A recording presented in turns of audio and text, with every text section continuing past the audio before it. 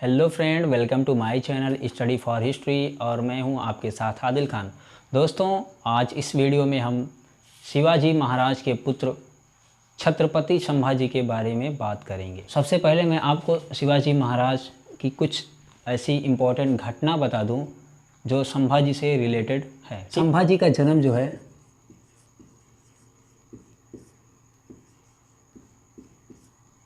का जन्म 1657 में हुआ था, 1657 में हुआ था। ठीक है। उसके बाद जब शिवाजी महाराज छत्रपति थे तो संभाजी को कैद कर लिए थे पन्हाला के दुर्ग में। पन्हाला के दुर्ग में संभाजी को कैद कर लिया गया था।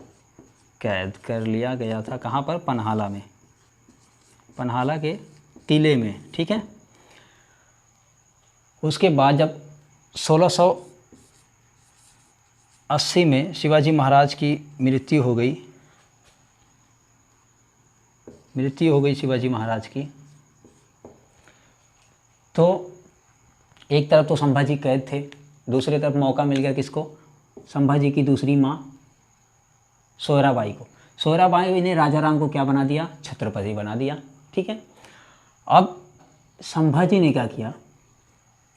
कैद से किसी तरीके से निकलने में कामयाब हो गए और संभाजी कैद से निकलने के तुरंत ही बाद सोयराबाई के जो सेनापति थे, जिनका नाम था हमीर राव मोहिते, हमीर राव मोहिते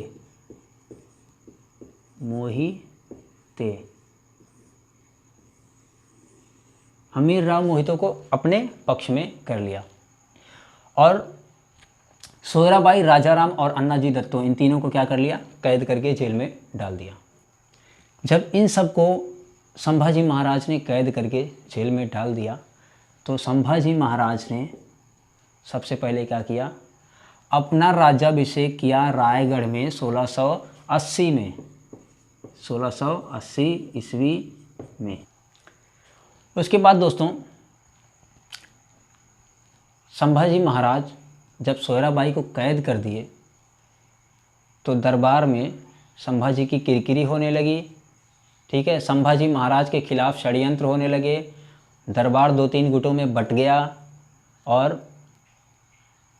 पूरी तरीके से भ्रष्टाचार पूरे दरबार में होने लगा।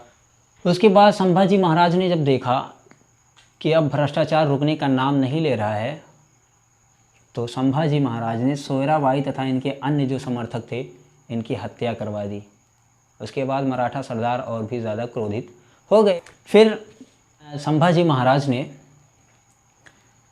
अपने जो कुछ इनके समर्थक थे उनको ऊंचे ऊंचे पद दिए, जिसमें एक समर्थक थे कवि कलश, जो उत्तर भारत के रहने वाले थे। इनको अपना क्या किया? सलाहकार नियुक्त किया, जो हिंदी और संस्कृत भाषा के एक महान कवि थे, विद्वान थे। ठीक है। अब भाई जब इनको बहुत ऊंचा पद दे दिया, पेशवा से भी ऊंचा पद दे दिया, तो मराठे जो ब्राह्मण हैं और जो सरदार हैं, इनको तो भाई गुस्सा तो होगा ही, ये लोग गुस्सा तो होंगे ही। क्यों? क्योंकि ये उत्तर भारत के रहने वाले हैं, इन्हें ऊंचा पद कैसे मिल गया? तो इसके खिलाफ भी लोग संभाजी के विरुद्ध रहे। संभाजी महाराज एक अयोग्य तो नहीं बल्कि एक विलासितापूर्ण छत्रपति थे। ये पूरी तरीके से शासन चलाने में सक्षम नहीं थे। जिस तरह इनके पिता शिवाजी महाराज एक योग्य सेनापति के साथ साथ एक कूटनीतिक के साथ साथ एक महान प्रशासक भी थे। उन्होंने अपने राज्य का इतने अच्छे तरीके से प्रबंध किया था, वही सब रूल चल रहा था। संभाजी महाराज ने अलग से अपने राज्य में किसी भी प्रकार का सुधार नहीं किया। क्यों? क्योंकि उनके अंदर ये चीज़ की योग्यता ही नहीं थी। ये कूटनीतिक भी नहीं थे, ना ही एक प्रशासनिक थे, बस एक वीर सैनिक थे। लेकिन बात यह है कि इन्हें कुछ महान अच्छे मराठा सरदारों की सहायता मिली थी, मदद मिली थी, इस कारण ये कुछ समय तक शासन कर पाए।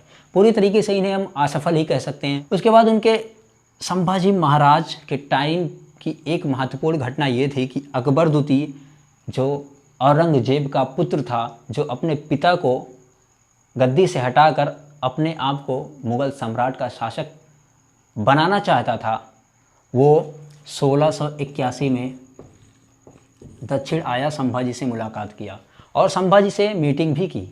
लेकिन संभाजी को अकबर के ऊपर विश्वास नहीं था। क्यों नहीं था? इन्हें लग रहा था संभाजी को कि कहीं ऐसा ना हो कि औरंगजेब ने अकबर अपने पुत्र को दूत बनाकर मेरे पास भेजा हो और ये हमें उत्तर भारत ले जाने में सफल ना हो जाए, ये हमें उत्तर भारत ले जाने के लिए तो नहीं आया है। इसलिए संभाजी महाराज अकबर के ऊपर ज़रा भी विश्वास नहीं करते थे, ठीक है। लेकिन अकबर कहता था कि आप हमें सपोर्ट करो, अगर मैं छत्रपति बन गया तो मेन राजा बादशाह तुम रहोगे, बाकी मैं नाम का शासक रहूँगा। लेकिन फिर भी संभाजी महाराज को ये बात समझ नहीं आई, क्योंकि उन्हें इनके ऊपर विश्वास नहीं था। और उसी टाइम 1686-87 में औरंगजेब कहाँ गया? दक्षिण की तरफ गया। क्यों गया? क्योंकि उस टाइम मराठा सेना और बीजापुर और गोलकुंडा की सेना, दोनों सेनाएं क्या कर रही थी? अपनी शक्ति का थोड़ा थोड़ा विस्तार कर रही थी। और औरंगजेब चाहता था कि बीजापुर और गोलकुंडा के साथ साथ मराठों की शक्ति को भी हम समाप्त कर दें। इस कारण 1686-87 में औरंगजेब दक्षिण के बीजापुर और गोलकुंडा राज्य को पूरी तरीके से अपने कंट्रोल में करने में सफल हो गया और बीजापुर और गोलकुंडा पर मुग़लों का अधिकार स्थापित हो गया।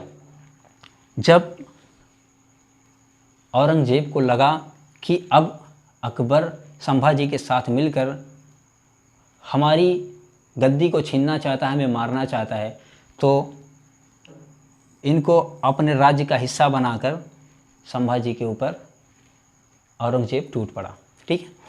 तो औरंगजेब ने शहाबुद्दीन फिरोज जंग को मराठों के ऊपर आक्रमण करने के लिए भेजा, लेकिन इन्हें ज़्यादा सफलता नहीं मिल पाई।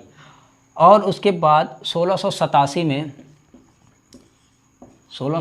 में जब अकबर को लगा कि अब यहाँ से संभाजी से हमें कोई सहायता नहीं मिल सकती है, तो वो भागकर ईरान चला गया। ईरान कहा जाता है कि 1707 ईस्वी में ईरान में अकबर की मृत्यु हो गई। लेकिन उसके बाद जब शहाबुद्दीन फिरोज जंग ने संभाजी के ऊपर आक्रमण किया, तो संभाजी अपनी जान बचाकर कहाँ चले गए? संगमेश्वर के किले में, ठीक है, छुप गए। उसके बाद औरंगजेब ने संगमेश्वर के किले पर अपने सेनापति मुकर्रब खां को भेजा अपनी सेना के साथ, ठीक है। मुकर्रब खां जा करके कवि कलश और संभाजी को घेर लिया, कैद कर लिया, पकड़ लिया, ठीक है। और इन्हें पकड़कर कहाँ लाए? मुग़ल शिविर में लेकर के आए, जहाँ पर इन्हें बहुत बुरी तरीके से इनकी हत्या कर दी जाती है, ठीक है। तो ये था दोस्तों संभाजी महाराज के बारे में। उम्मीद करता हूँ कि आपको ये वीडियो समझ में आई होगी। आप लोग हमारी वीडियो को पूरा देखिएगा और वीडियो पसंद आए तो लाइक और हमारे चैनल स्टडी फॉर हिस्ट्री को सब्सक्राइब करिएगा, जिससे कि आने वाली वीडियो की सारी नोटिफिकेशन आपको मिलती रहे। तो चलिए अब मिलते हैं नेक्स्ट वीडियो में राजा राम के बारे में, ठीक है। तब तक के लिए धन्यवाद।